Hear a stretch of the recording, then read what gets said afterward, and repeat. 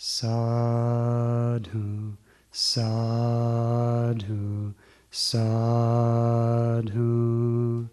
Namo tassa bhagavato arahato samma sambuddhassa. Homage to the Blessed One, the Worthy One, the Supremely Enlightened One. Sadhu, sadhu, sadhu. Namo Buddhaya.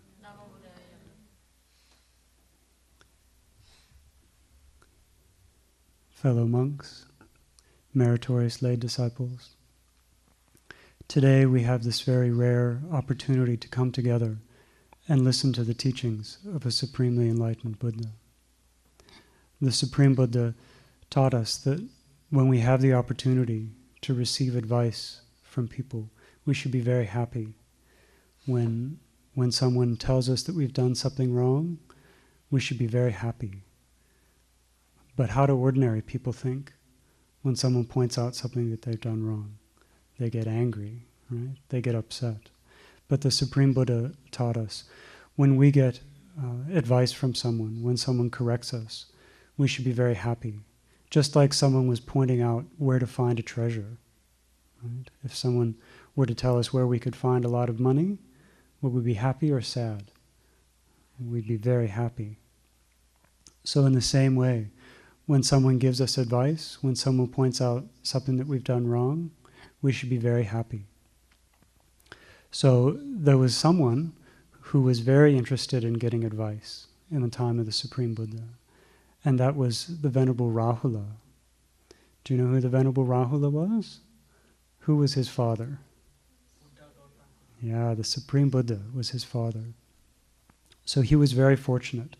He was very fortunate to have the Supreme Buddha as his father.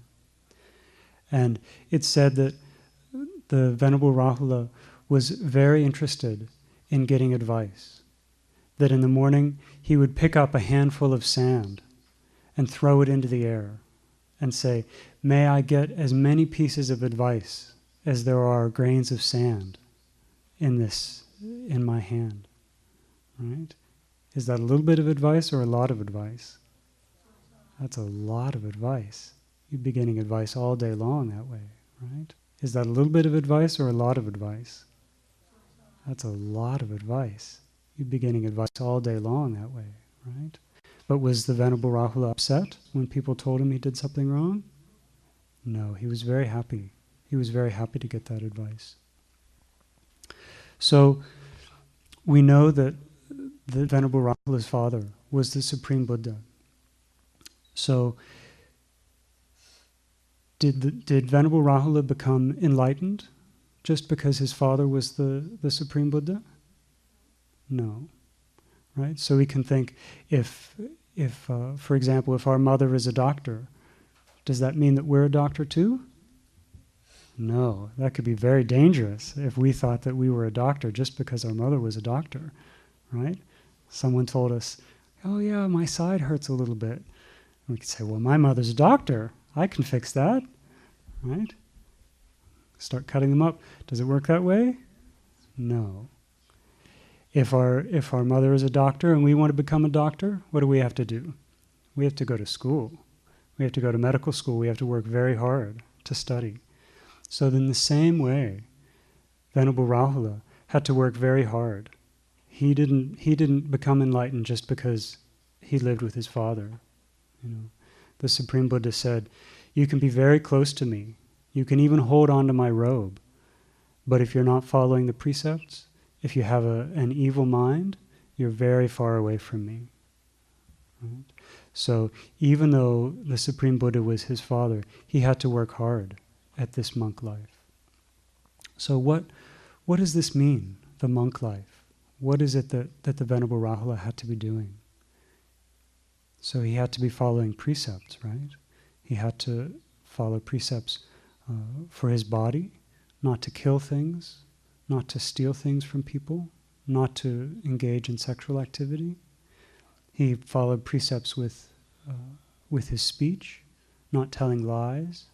He didn't gossip about people. He didn't use harsh speech. He didn't try to break up friendships. Right? So those are all things that he did as part of his monk life.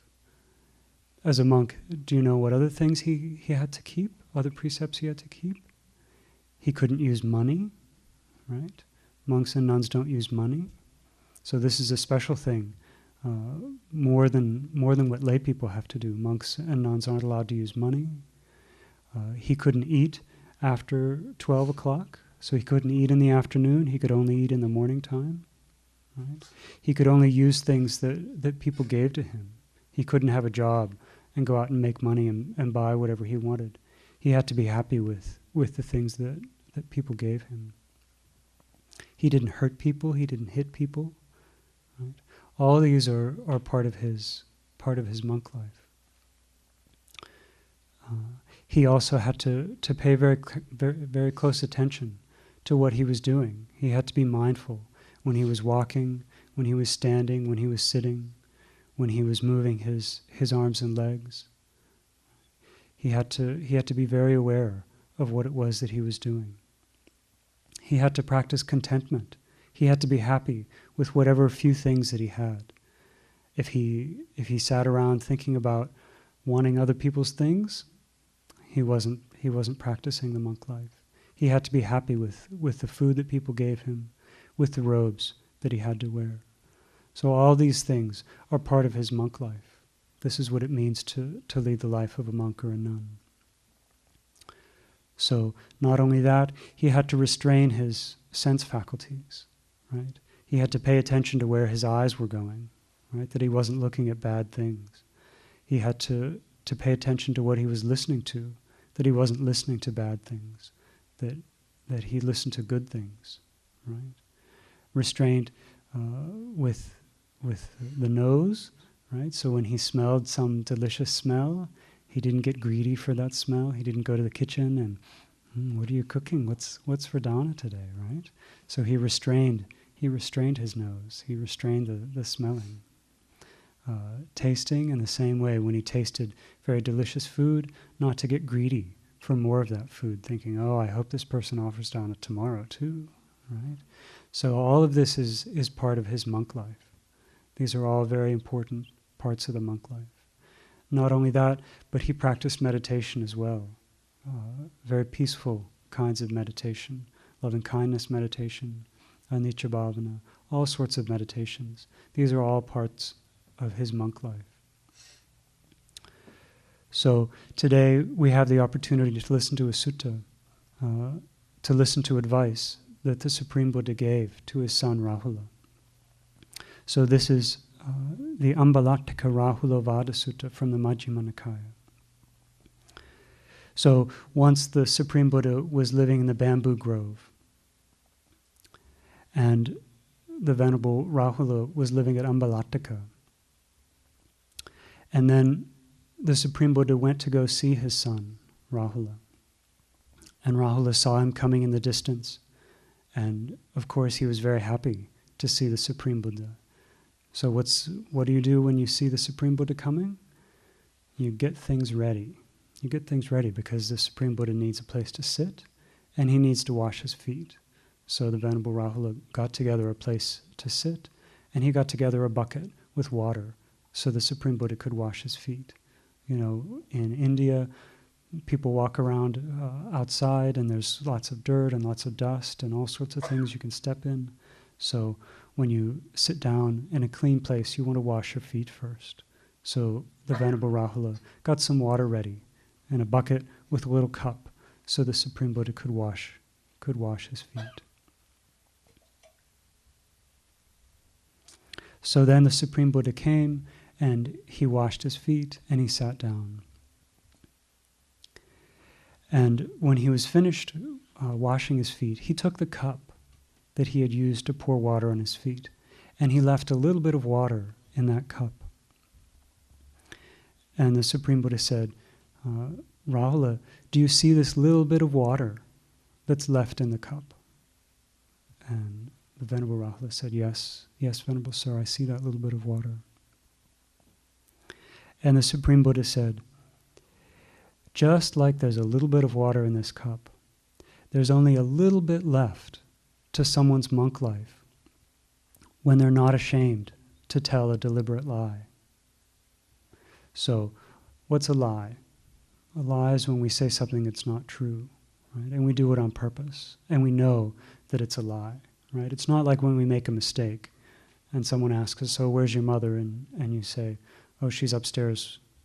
My mother's upstairs, but really she's in the basement, right? That's not a lie, because you thought that she was upstairs. A lie is when someone says, where's your mother? And you say, she's in the basement, but you know she's actually upstairs, right? So that's a deliberate lie. The Supreme Buddha says, just like there's a little bit of water left in this cup, there's only a little bit left to the monk life of someone who's willing to tell a lie without any regret, who they don't feel any shame when they tell a lie. So let's think about that. Think of all those things that someone has to do as part of their monk life, as part of their nun life. Keeping all those precepts, restraining their senses, being content with things, being aware of all their bodily movements, right? The Supreme Buddha says, if you're willing to tell a lie, there's only a little bit left of your monk life. Only a little bit left of that. So do you think telling a lie is a serious thing or not such a big deal? It's a pretty serious thing. It can be very easy to tell a lie, can't it? If you want to steal something, you have to actually go and find something that belongs to somebody else to steal, right? But a lie, we can say a lie very quickly. As quick as you can blink, you can say something that's not true. But it's very serious. So then the Supreme Buddha, he took that water that was in the cup and he threw it away. And he asked the Venerable Rahula, do you see how that water's been thrown away? And he says, yes, Venerable Sir. The Supreme Buddha says, in the same way, when someone is not ashamed to tell a lie, they've thrown away their monk life. They've thrown away all those wholesome things that they've done, right? All that time that they've spent cultivating good things. If someone's willing to tell a lie and not feel any shame, they throw away all those good things. We can think about it. If you do something bad and you're willing to tell a lie to cover it up, you can do all sorts of things, can't you? Right? If someone doesn't feel afraid to tell a lie. So as part of this monk life, what's the goal of this monk life? Why do people live the monk life? Why do lay people take the precepts and follow the teachings of the Supreme Buddha? To put an end to this round of samsara, right? And to do that, what do we need to do? We need to see things like they really are. We need to understand the Four Noble Truths. We need to understand how this world works, the nature of this world. And if we're willing to lie about things, if we don't care about the truth, how can we care about seeing things as they really are? If we're willing to twist the truth around, willing to lie, we've lost our commitment to seeing things as they really are, to really understanding suffering and the cause of suffering, the way that leads to the end of suffering. So far the Venerable Rahula has gotten 2 pieces of advice, and the Supreme Buddha has more advice for him. Then he takes the water cup and he turns it upside down. And he says, Venerable Rahula, do you see how this cup has been turned upside down? He says, yes, Venerable Sir. The Supreme Buddha says, in the same way, someone who's willing to tell a deliberate lie, they've turned their monk life upside down. They were trying to cultivate wholesome things, and what have they done? Cultivated unwholesome things, trying to do good things, and now they've done a bad thing. They're trying to put an end to this round of samsara, and what have they done? They've tied themselves even tighter to this round of samsara. when we keep the precepts, what can we know about our destination in future lives, right? Are we born in a good place or a bad place? A good place, a heavenly place maybe, or as a human being in a fortunate situation. But when we break the precepts, what happens? Are we born in a good place or a bad place? A bad place, right? Maybe as a ghost, as an animal, in the hell realm. So this intention that someone has to put an end to this round of samsara, or at the very least to develop wholesome qualities and have a fortunate birth in the future, they've turned that completely upside down, and they can be sure that they'll receive bad results in the future.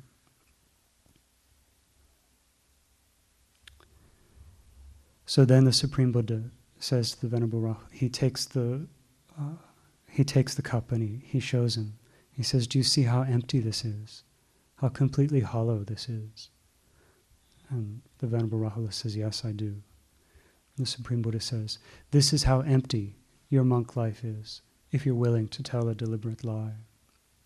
So, monks and nuns, when we break a precept, we have to tell one of the other monks, right? So, and we have to be able to trust each other, that when we've done something wrong, that we tell the truth about it. If someone asks us, "Did you do such and such a thing? Did you eat in the afternoon? Did you use money?" Something like that. Then we have to be able to say, "Yes, it's true, I did that." Because if we can't admit that, then are we going to change our behavior in the future? No. We'll just keep doing the same thing again and again. So in this way, the Supreme Buddha says the monk life is completely empty. There's no point to it. All the difficulties that someone undergoes, giving up the comforts of living at home, being close to family, all these things are for nothing. It doesn't have any benefit if someone's willing to tell a deliberate lie. Then the Supreme Buddha gives the Venerable Rahula a simile. He says, suppose there's a great big elephant, a royal elephant, with huge tusks, right? And a great big trunk, very strong, very tall. And this elephant has been trained in battle. So he's not just an elephant that's used in parades, but he's a fighting elephant used when the king goes to battle. So he says, suppose there's this very strong elephant, and he goes into battle. And this elephant will use his front legs to fight. He'll use his back legs to fight. He'll use the front part of his body. He'll push up against things. He'll use the back part of his body. He'll sit down on somebody if he has to, right? He'll use his tusks. He'll dig into things.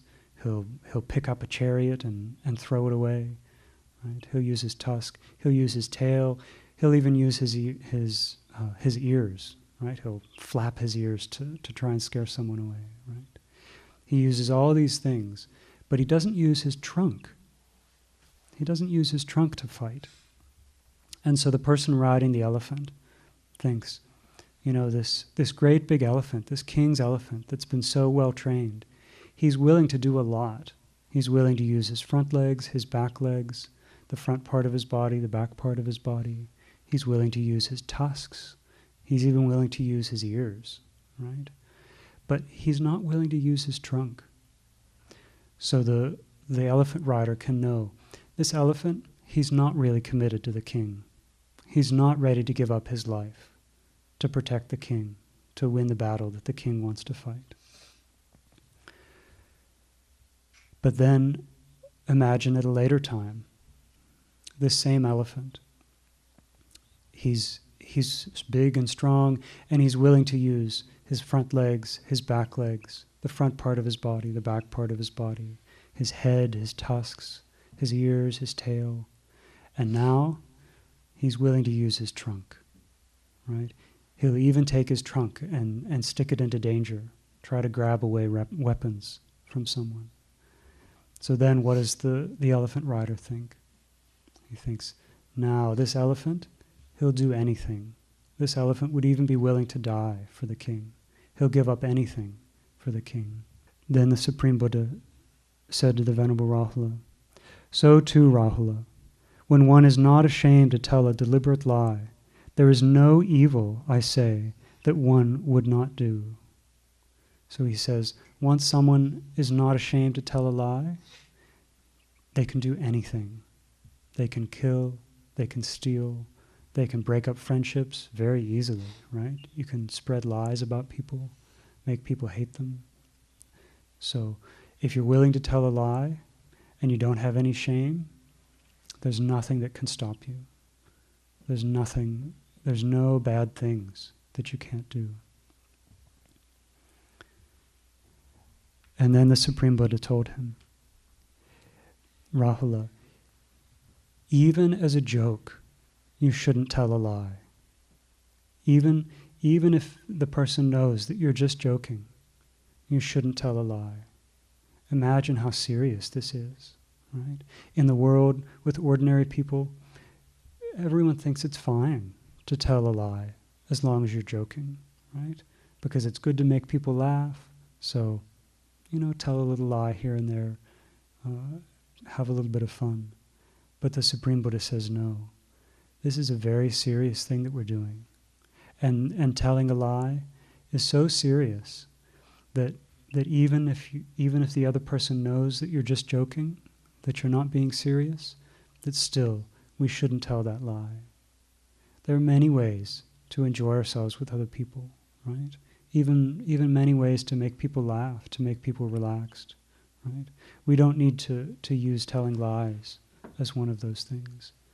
People enjoy hearing lies, right? They pay a lot of money to listen to comedians stand up on a stage and tell lie after lie after lie, right? It's a very ordinary thing in the world. But when someone's undertaken this training, it's not a way that we can enjoy ourselves anymore. So do you think that this is advice just for monks and nuns? Was this personal advice to his son from the Supreme Buddha? Is it only Venerable Rahula that shouldn't tell lies as a joke? No. Whether we're a monk or a nun, a layman or a laywoman, adult or child, these instructions are for all of us, right? So we can work very hard to avoid doing this. It's very easy to get caught up in telling lies, especially when we associate with people who think that it's okay. So as we choose those people that we want to hang out with, we can listen very carefully to their speech. Are they telling lies? Do they tell jokes and use lies to entertain people? So we know that if we associate with people like that, if we hang out with people like that, it's going to be very easy for us to act in the same way. Then the Supreme Buddha asks the Venerable Rahula, "What is the purpose of a mirror? What do you use a mirror for?" Do you have a mirror at your house? Yeah, of course you do. Do you have more than one mirror? Yeah, lots of mirrors, right? Why is that? Do we just like shiny things? Do we keep them in our house because they're shiny? No. What do we like to do with a mirror? We like to look at ourselves, don't we? We like to see what we look like. A lot, right? If we have them in lots of different places. In every bathroom, you probably have a mirror. Maybe by the front door, you have a mirror so you can check what you look like before you go outside. Do you have food on your face? That sort of thing. Are you dirty? Right? It seems that we care a lot about mirrors and what we look like. So the Supreme Buddha asked the Venerable Rahula, "What do you do with a mirror? What's the purpose of a mirror?" And the Venerable Rahula says, "The purpose of a mirror is for reflection, so we can see ourselves, so we can see what we look like, right? Because maybe we can see our hand if we stick it out, but our face, right, the top part of our body, we can't see what that looks like. So we need a mirror to reflect." The Supreme Buddha says, in the same way, an action that we do with our body, we should do that after reflecting on it. An action that we do with our speech, we should do that after reflecting on it. An action that we do with our mind, we should do that after repeated reflection. So it's very easy to understand about the reflection of a mirror. Right? We can see our face in the mirror. We can look at our reflection. But how is it that we reflect on an action? Right? It doesn't mean that we look at that action in the mirror, that we take a mirror around with us and hold it up and see what our actions look like. No, it's not like that. That's not how we do this. What does it mean to reflect on an action? So the Supreme Buddha gives us very clear instructions, gives these instructions to his dear son, Venerable Rahula. He says, before you do an action with your body, you should think about it. You should think, is this action that I'm about to do with my body, is this harmful for me or beneficial for me? Is it going to lead to bad things, or is it going to lead to good things? Is it going to be bad for other people, or is it going to be good for other people? Is it going to be bad for both myself and for other people, or is it going to be good for both myself and other people? So this is what it means to reflect on an action. Right? We do a lot of actions all day long, don't we? We do a lot of actions with our body. So the Supreme Buddha says we should think about those actions before we do them. And what is it that we're trying to think about? Is this action good for me, or is it bad for me? Will it have good results, or will it have bad results? So maybe first thing in the morning, right? You're laying in bed. What's the first action you have to do with your body? Get out of bed, right? That's the first action that you have to do. So, what if you don't think about that action? What if you don't think, it's really good for me to get out of bed. I need to get started, right? If I don't get out of bed soon, I'll be late. I'll make everybody have to rush. Maybe I'll miss the bus for school, right? So if you don't think about that action of rolling back over and falling back asleep, you're not gonna get out of bed. You're not going to think about the bad results of that action. So the Supreme Buddha said that when you think about these bodily actions, if you realize that this action is bad for me, it's bad for other people, it's bad for both of us, there's going to be bad results, do you think you should do that action or not? No, we shouldn't do that action. We should avoid that kind of action. But when we think about an action with our body, and we think, this is actually going to have good results for me, it's going to have good results for other people, then the Supreme Buddha says we should do that action. We should do those sorts of things. So, for example, maybe you're at school and you see that someone else doesn't have very much to eat, right? And so you think, oh, maybe I should give them part of my lunch, right? So you think about, okay, is this a good thing to do or a bad thing to do, right? Is it good for me or bad for me? Is it good for them or bad for them? So when we give someone else something to eat, is it good for them or bad for them? It's good for them, yeah. And maybe we think about ourselves and we think, well, if I give this person part of my sandwich, maybe that's going to be bad for me, right? I'll have a little bit less to eat. But is that how the Supreme Buddha taught us to reflect on giving? No. See, this is why we have to think a lot. We have to think very carefully.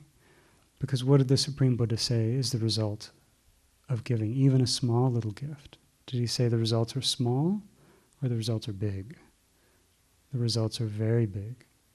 Right? So we can't just think about the results of our action in this moment, in this present life. The Supreme Buddha said that when we practice generosity, that the positive results that we get from that gift are very great Even if we give a little bit of food to an ordinary animal, the Supreme Buddha said that the results come back to us 100-fold, right? Let alone to a human being. Think about the results of giving to even just an ordinary human being. So this act of giving something to someone that needs it, is that a good action or a bad action? It's definitely a good action. It has good results for both ourselves and for other people. It has good results for both of us. So the Supreme Buddha said, yes, you can do that action. You should do those sorts of things. So this is the first time period before we do an action. So when we think about things very carefully, when we're very aware of our bodily actions, it's easy to reflect before we do something. But sometimes we start doing things and we haven't thought about it, right? Has that ever happened to you? You're doing something and you realize you never thought about what the consequences were of doing that action? The Supreme Buddha knew that this is the case, that we're not always able to think about things. As long as our mind is still bound to this samsara, we're not always mindful. We can't always reflect before we do something. So do you think that we should just give up once we've started doing something with our body? Should we just, I started, might as well keep going? Does that sound like the instructions of the Supreme Buddha? No. He said, while you're doing something, you can think about the results of those actions. Is this good for me? Is this bad for me? Is this good for other people? Is this bad for other people? Right? So, say there's an insect in your house, right? Maybe an ant or a fly. And the fly keeps landing on your face. Maybe it lands on your food. And so you pick up a stick, you pick up a book, and you try and hit the fly, right? But you miss. So you're doing this action, you're trying to kill this fly. Now, is it good for the fly to smush it? No, it's not. Is it good for you to kill this fly? No, definitely not. Definitely not. Bad results. Bad results. But you've already started. You already tried once, right? So you might as well just keep going. Does that sound like what the Supreme Buddha tells us to do? No. As soon as we realize, oh my goodness, what am I doing, right? See, we have that anger, and we just act on that anger that we have towards that fly. We think, oh, it's just a little fly. Maybe it'll be reborn somewhere better if I kill it, right? That's not what the Supreme Buddha teaches us to do. That's not how we're supposed to reflect. The Supreme Buddha said, you shouldn't want to kill even a small ant, like even the tiniest insect, we shouldn't want to kill. So once we've thought about it, we put the book down, right? We just shoo the fly away, or maybe we try and catch it, right? Try and catch it with a glass and take it outside, right? So just because we've started an action with our body doesn't mean we need to keep doing it. So first, the Supreme Buddha tells us, think about things before you do them. Reflect on them. Specifically, is it good for me or is it bad for me? Is it good for other people? Is it bad for other people? And he says, also, while you're doing an action, think about it. Is it good for me or bad for me? Right? Maybe you thought about it before, and so you decided to do it. But does that mean that you shouldn't think about it while you're doing it? No, the Supreme Buddha says, think about it in these different times. So maybe you're walking home from school and one of your neighbors has an apple tree. Right? Apples growing on it, and there's many, many apples on the ground underneath the tree. And so you look at those apples, and you think about your stomach, and you look at those apples some more, and you see that, some of them are rotting, right? It doesn't look like they care about those apples very much.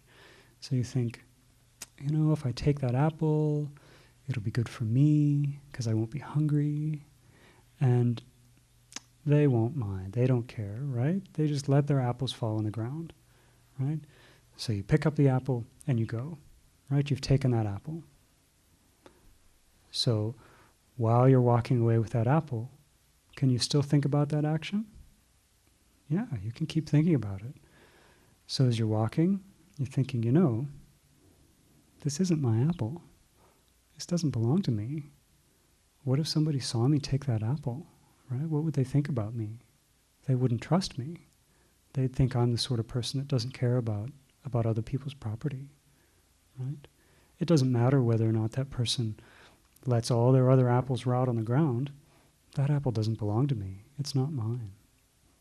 So what do you think the Supreme Buddha says we should do if we're doing an action and we think about it and it's not good? What should we do? We should stop doing that action, right?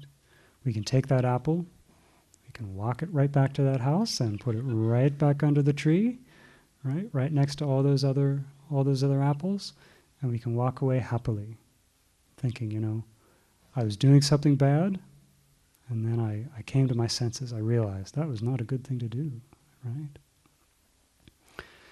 Okay, so there's another time period. When is that? Afterwards, right? Say you got home and you cut that apple up and you ate it bite by bite and it was really tasty, right? So you did it. You took the apple, you walked it home, and you ate it. Can you still think about that action? Absolutely, you can think about it, can't you? You can think about that action for the rest of your life, in fact. So, in the same way, the Supreme Buddha says we should reflect on actions after we've done them. We should think, was this good for me? Was it good for other people?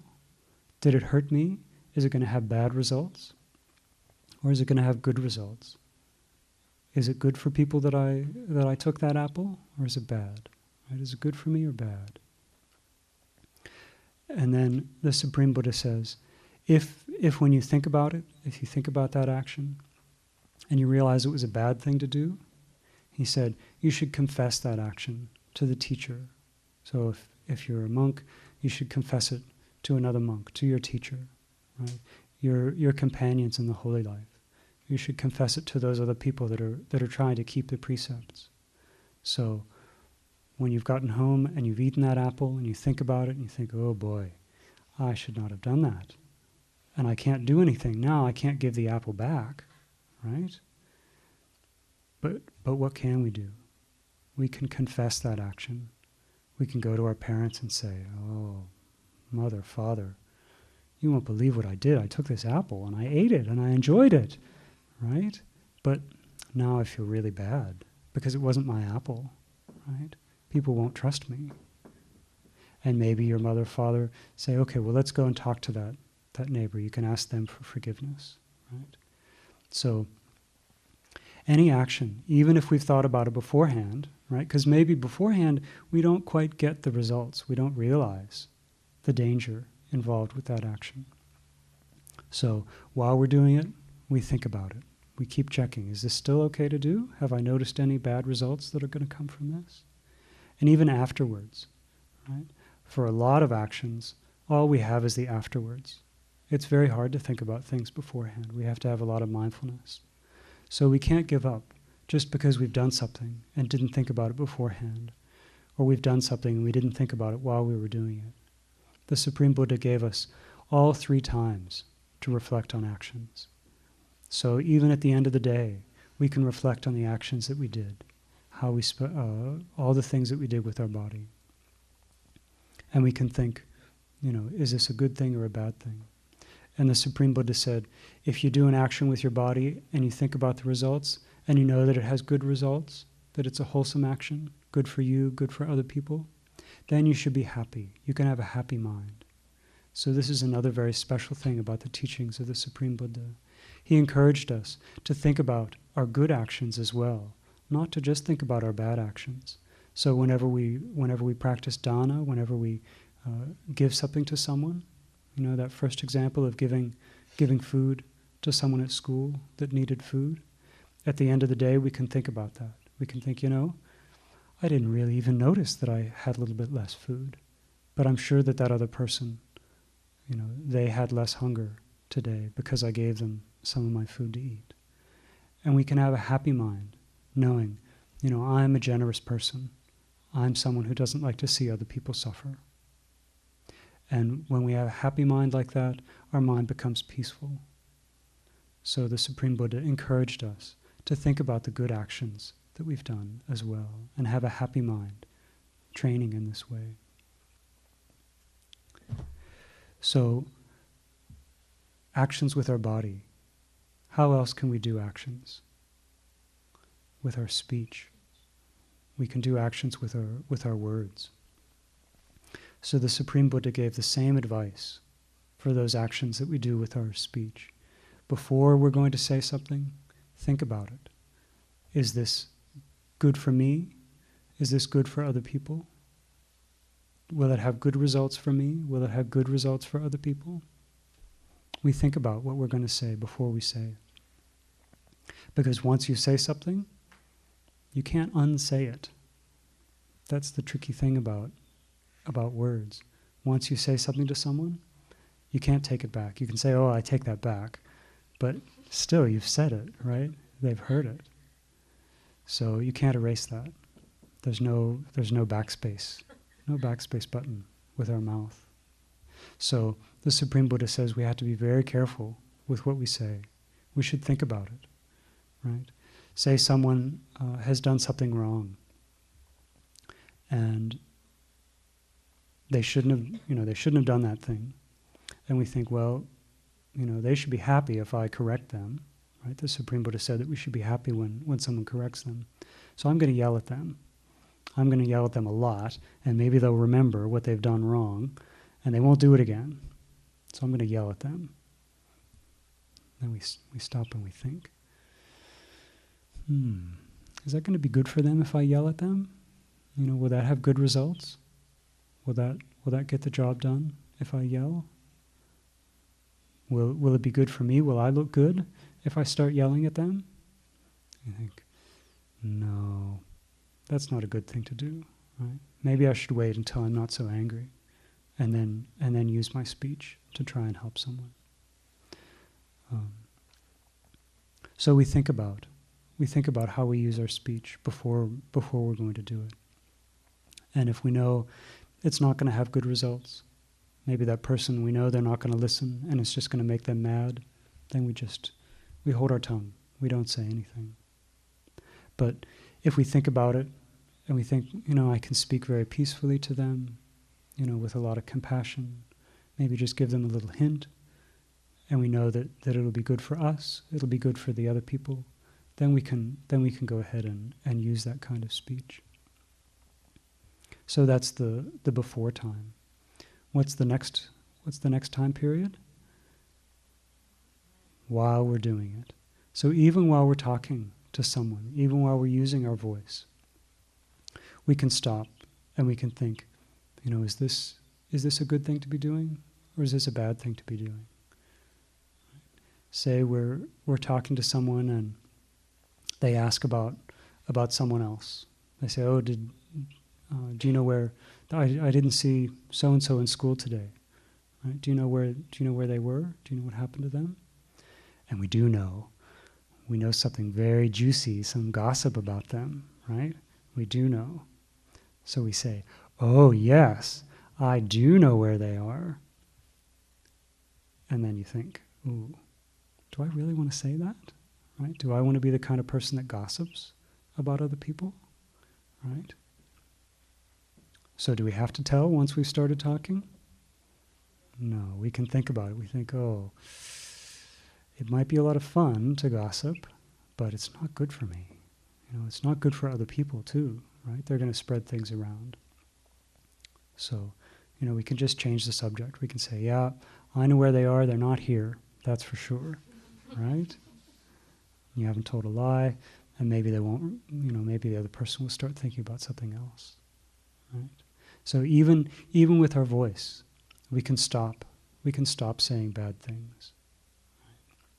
If we realize that it's not a good thing to be doing. And then what's the third time period? afterwards, right?